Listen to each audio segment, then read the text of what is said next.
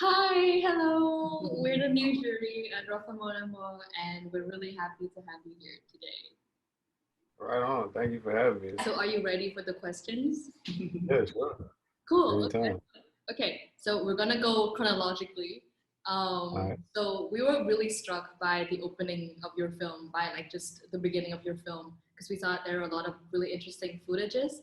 And I guess our first question is that are the footages at the beginning of the film yours, and just in general, like what's your personal connection to this film?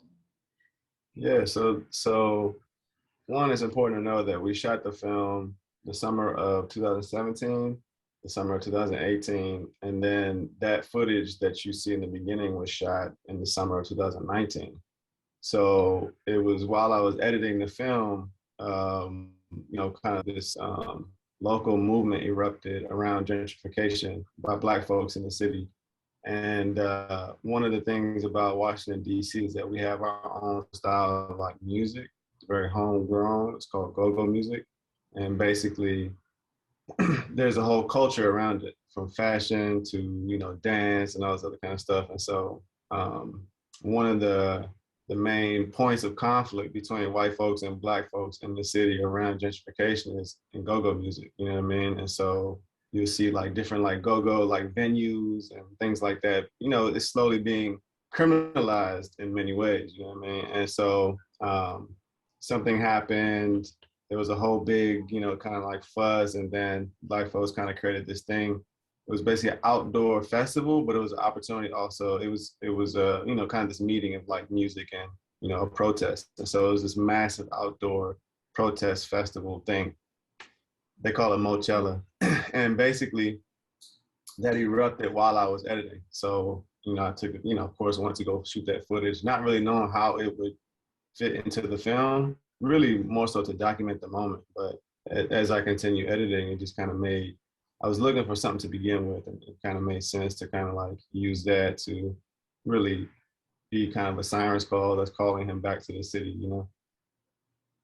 It's cool. Because the like the visuals were very dizzying, right? Like especially at the start. And I was wondering, like, was that, or maybe I wouldn't say dizzying, but maybe suffocating. Like, was that claustrophobic? Maybe like, was that how intentional was that? And was that to show how how gentrification can suffocate the original? How would you say that? People live in residents exactly. In the beginning, the opening footage. Yeah, I mean it continues. Yeah, it continues throughout the film. Well, I mean, in the beginning, it feels like the opposite of that to me. To me, the beginning is really just, it is like it's very energetic and frenetic energy and things like that. And I think that kind of just captures, the energy of what it's like to be in DC when Black folks are really, in the midst of like this, incredible celebration and shit. And it's mixed in with these many things which can feel chaotic, I think, to people who are not used to such a thing. But I don't know if claustrophobia really gets at the beginning for me, but I can see kind of, as the film goes on, I mean, to me, it is important that like, basically it just kind of feels like a spring, compressing, you know what I mean? I think that, of course that serves just the emotional purpose, because that's really what it feels like when you go back to the city and you're not even sure where you are at times. And then at every turn when you're trying to like re-anchor yourself or like, stabilize yourself on solid ground, like figure out what the fuck is going on, there's always some uppity white person telling you what to do, like in this new city when it, and I think that like basically there's this combining of like, it's really a point of, so many different frictions arriving in one area and really kind of creating an explosive environment. You know what I mean? I think that like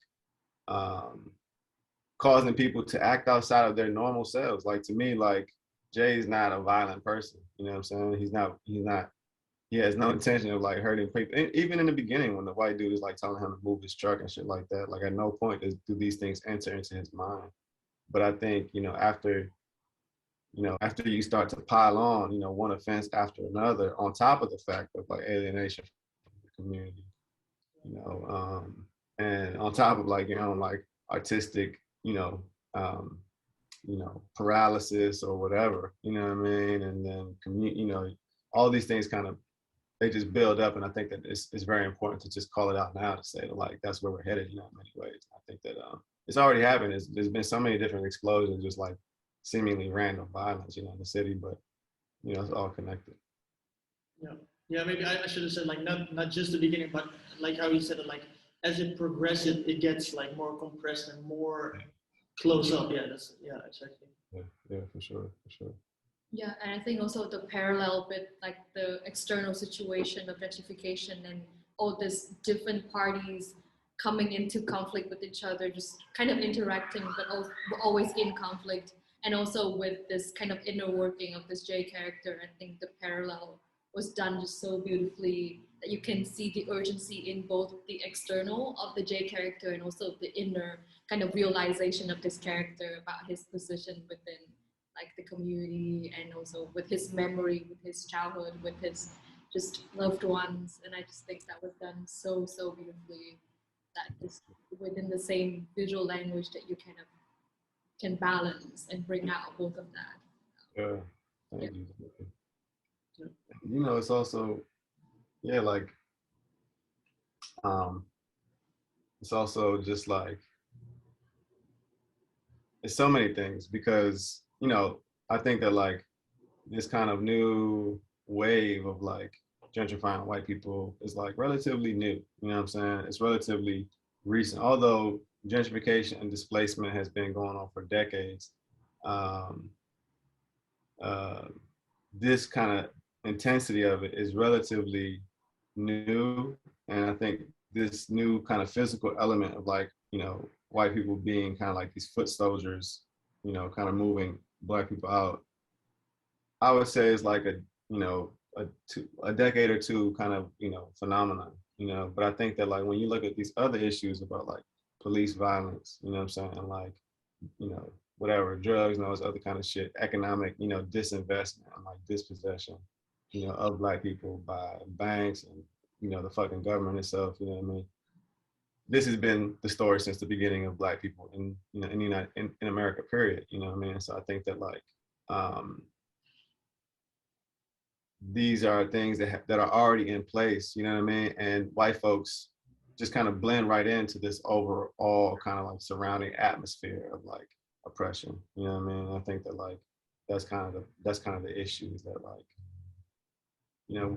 when you're like walking down the city and like some white person says something stupid to you, you're not really experiencing them, like on an individual basis, you know what I'm saying? As individual, like, oh, Ben said something stupid to me today. You know what I'm saying? They actually blend right into like the police officer who tried something, you know what I'm saying? Right next to the fucking bank who denied you a loan, right next to, you know what I'm saying? Like, whatever, you know what I mean? I think that like, that's also part of the visual idea, you know what I mean? That like, it's really just this amorphous, congealed body of pressure that Black people are under all the time.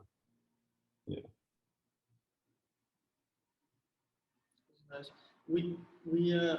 So was it difficult casting the white actors for the film, because or we heard that like it was quite a process, or like how would you say that went for you?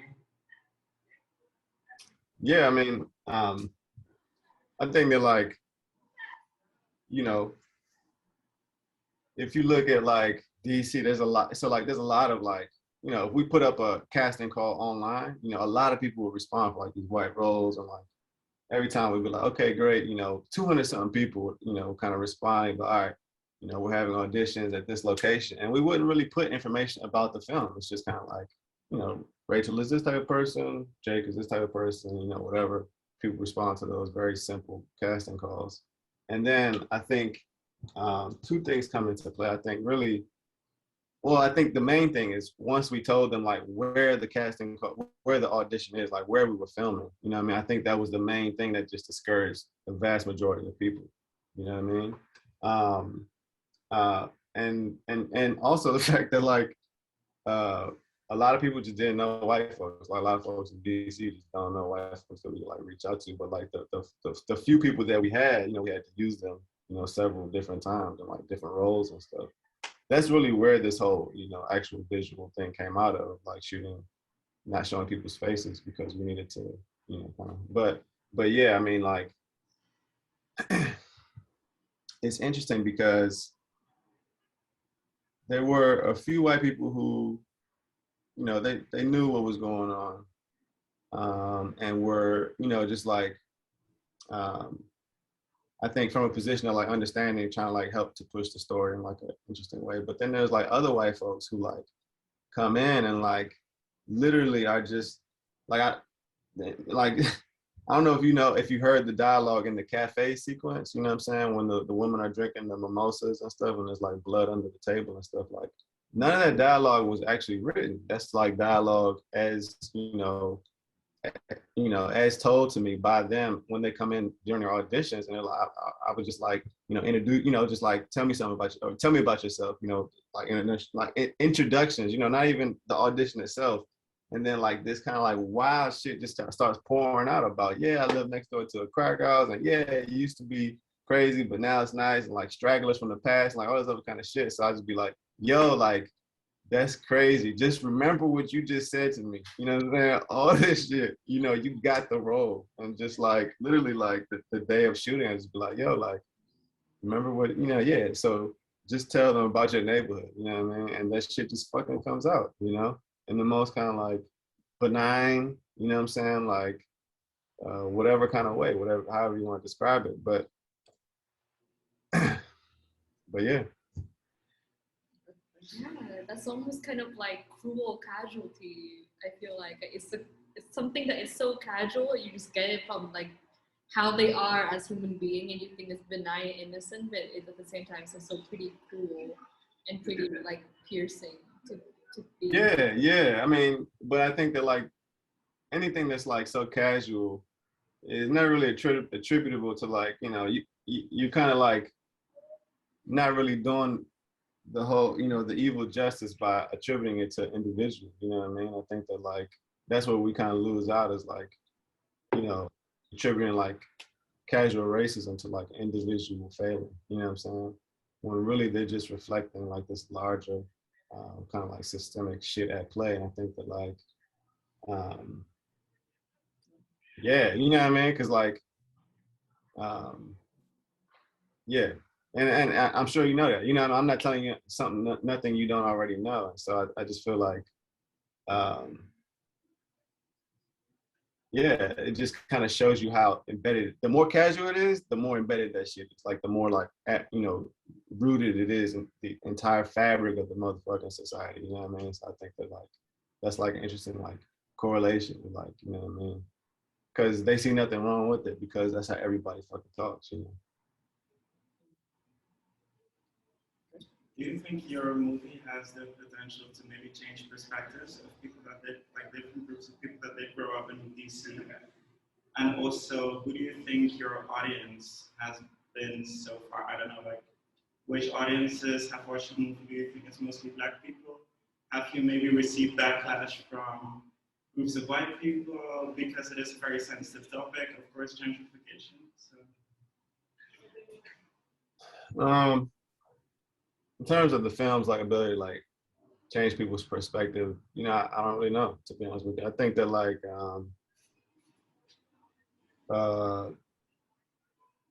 I don't know, I think that like it doesn't really even matter if it's really changing their perspectives, because like at the end of the day, like we still live in a society which is totally exploiting Black people. And I think that this is just kind of all downstream effects of Black people's powerlessness in the world period, where like we are literally along with everybody else just kind of totally being totally exploited, totally extracted from, and totally dispossessed from any amount of agency on the planet. And I think that like racism is a convenient tool to, to continue that, that capitalist exploitation. I think that like ultimately it doesn't really matter if the film changes anybody's perspectives on like how they treat Black people in the city, because they themselves are powerless to change the economic relationships, that like put this shit into play and continue this shit throughout, whatever. And I think that like, to me,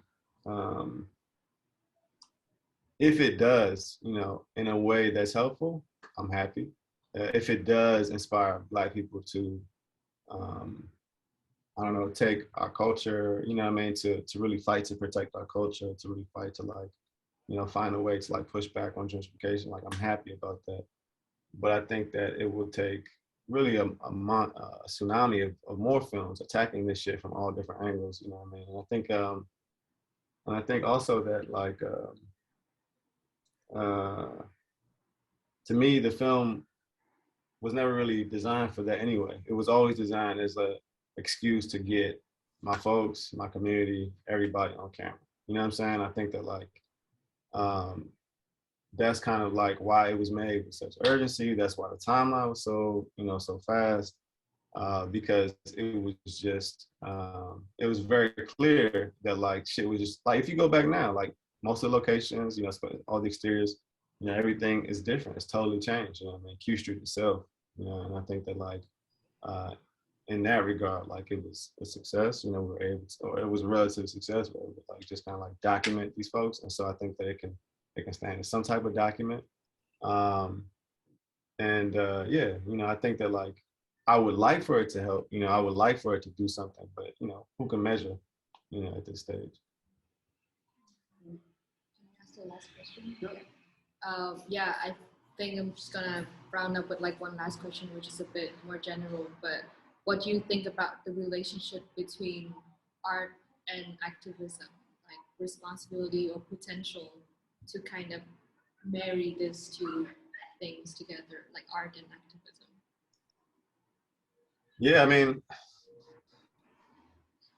it's interesting because like art, on one hand, at least I can only talk about film, but like on one hand, film, this kind of goes back to your question too, but I think that like, on one hand, film is very, it's very like, it's very hard to measure the results of film. It's very hard to like say like this film caused that, you know what I mean? But it's very clear that like film has incredible power of, to destroy, on a cultural level, and whole swaths of the global population, to destroy their history, to destroy their culture, to destroy their sense of themselves, you know what I mean, to reformat it into, kind of this global white supremacist kind of like, beauty standards and standards of whatever.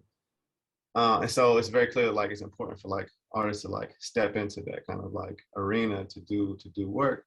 But at the same time, it's very, it's amorphous. It's just like, like